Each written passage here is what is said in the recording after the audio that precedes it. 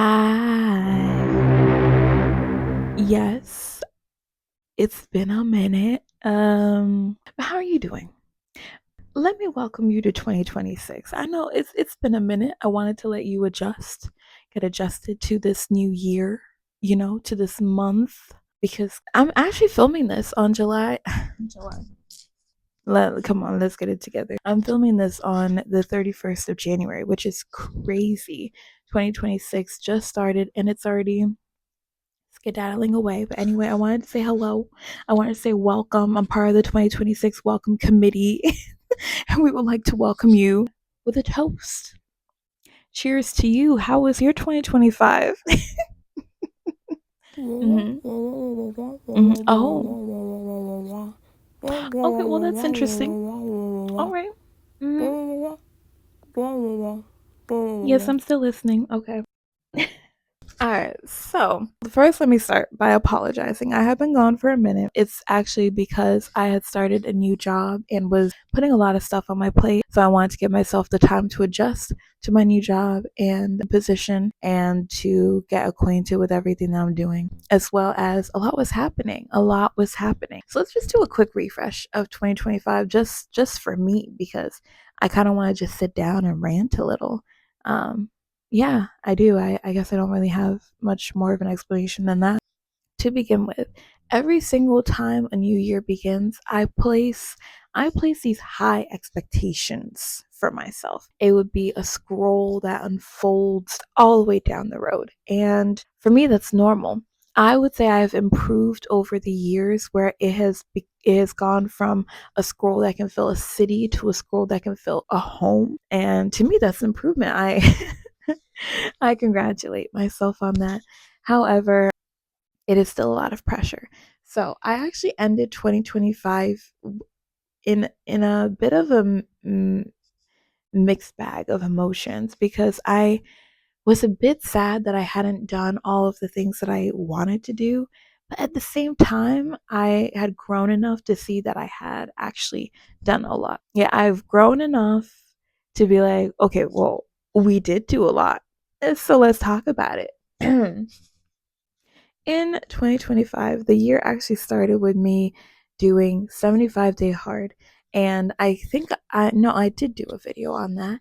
And it ended up being 104 days hard. 104, 105 days hard. So that was actually from January into, was that May? 90, 60, 90. I don't know. It was for a while. So I had done which meant that I did intermittent fasting for those 104 days, and I was walking every single day for at minimum 45 minutes, and at most for an hour and a half, which honestly I started getting addicted to, and I've been trying to figure out how to work that into my schedule now, but that's very hard. I feel like I've been struggling just trying to figure out what my schedule is, let alone fitting more things into it. But that's for another day. And then I finished was it a 2-year streak of duo? I had done duo from 2022 up until this year, 2025. So shortly after I finished 75-day hard, I got to the very end of duo. They had nothing left to give me for Italian. I finished every branch, and then all it had left for me was just having me go over things again. And so I was just like, I'm not going to come onto this app just for the sole purpose of getting refreshers on things I already know. And so I made the very tough decision to break the streak, end the cycle, and un unsubscribe. What? Delete my Duo app. But yeah, it was also an amazing feeling. I got to the end. Do I feel like I'm fluent in Italian? Ho capito italiano, ma il mio italiano non è bene. Do I speak Italian? Am I fluent in Italian? I can definitely say I feel like I learned a lot more Italian from that first year when I was doing a speed course before my trip. But yeah, as for now, I'm definitely still beginner. So yeah, that happened. Duo's done. And then I started training for a half marathon with my sister. And we joined the run club. We were doing the training. I was supposed to be doing the training, but when I tell you I was slacking, and I actually cut myself off from caffeinated tea for that time of the training. I think we gave ourselves three months, honestly, but I didn't actually start. Like, I should have started going ham and training. I didn't. I slacked up until I was like halfway through, and then I realized, oh crap, I have a lot of running to do and a lot of running to catch up on. Before we even did the half marathon, I had a feeling and I knew that I wasn't going to make the 3 hour mark, and somehow I got it confused in my head, and I thought that they were just going to say the 3 hours are done, you gotta go, you're not finishing. But that's not what happened. I ran the half marathon. I was probably one of the last people to cross, but I crossed. I think it took me 3 hours and 30 minutes, but it got done. And it was such an amazing feeling. I knew I couldn't stop moving until I I finally, because they have like all these tents and you can grab food and drinks or like water and whatnot. And I knew I couldn't stop moving until I grabbed everything that I needed, because the moment I stopped moving, I was not going to be able to get back up and go back out there. So I ran the half marathon and I wasn't first. I was in the middle. In fact, I think I was third to last. Something. I'm pretty sure I was third to last. but but I ran it and I did it. I kind of think I might do it again. There's something there's something about it. And what's crazy is I was listening to a lot of not Joe Rogan. I was listening to a lot of David Goggins in the week or two leading up, cuz he got on my timeline, and then I was like, this is the energy I need right now. Where he's like, do hard things. Do hard things because you not because you love, because you have to. Just do it. Just do it.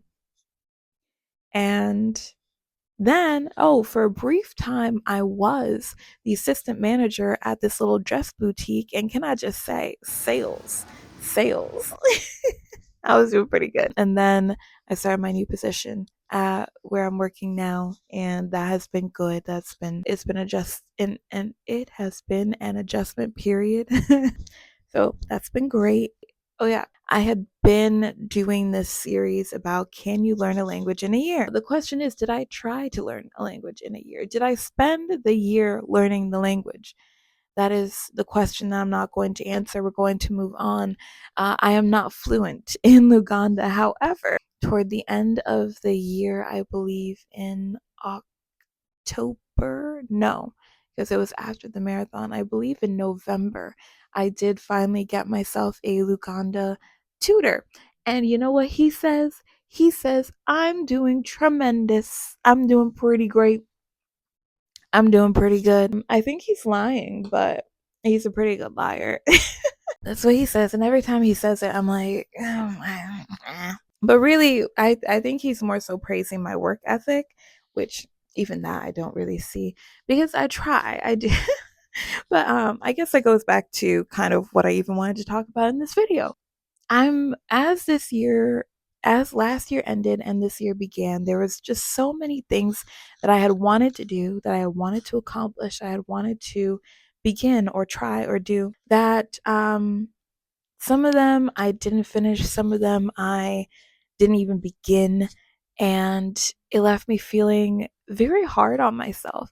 But as I go back over what I actually did do last year, I'm very proud of myself. I hope you're proud of you too and the things that you've done.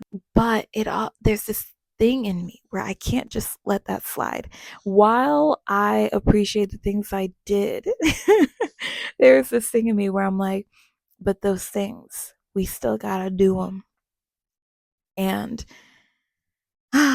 so I guess as I start 2026, there's so much that I would like to do, so much that I know has been weighing on me, or that I've just had this desire to do that I haven't been able to put certain things out there. And I know I had this whole challenge like, can you learn Luganda in a year?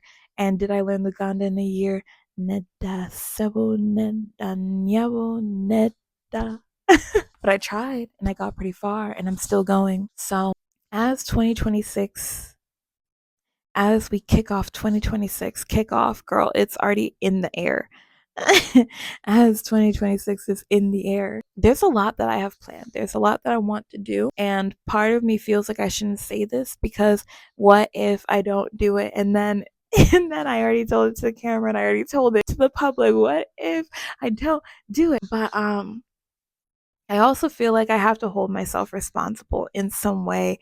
And one way of doing so is by sharing it with y'all because like we're in this together. We're all in this together and it shows when we stand. That is not the choreography. Yeah, there's a lot that I plan on doing in 2026 and part of why I feel like this year is different isn't even like I used to just go off of vibes like this year feels different. But part of why this year feels different is because I'm not writing down a giant list of all the things that I want to do like I used to. Even 2025, I still have a whiteboard in the back over there of the things I planned for 2025 that I think I only did half, if that.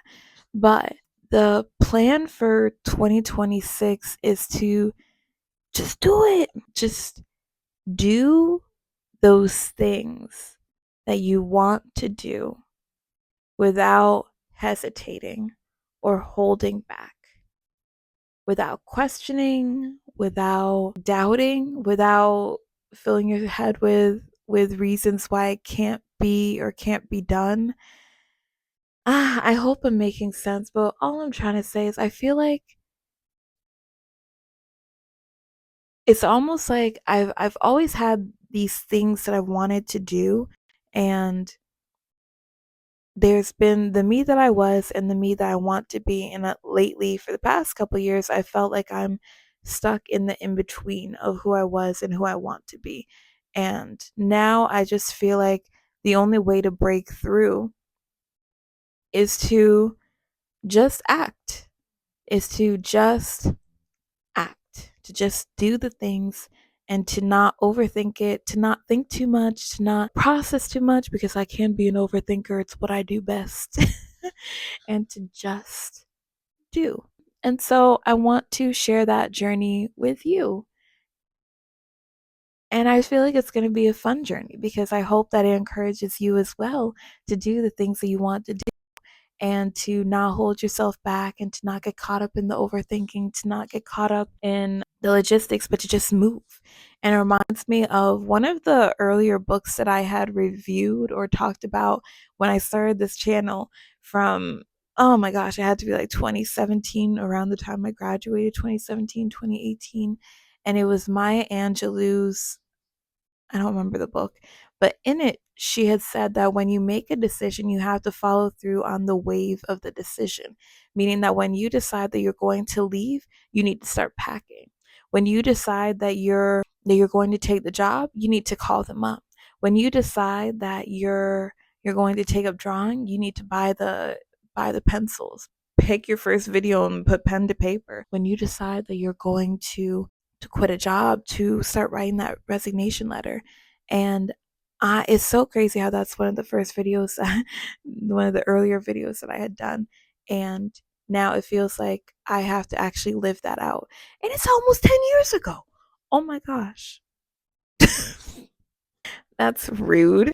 Anyway, I don't know if this was rambly, but I kind of just needed a rambly sit down video. All to say that I'm very excited for 2026 and I hope you stick around and watch and create and do stuff with me as we just follow through on the wave of decisions. All right, I think it's time for me to stop talking now. Bye.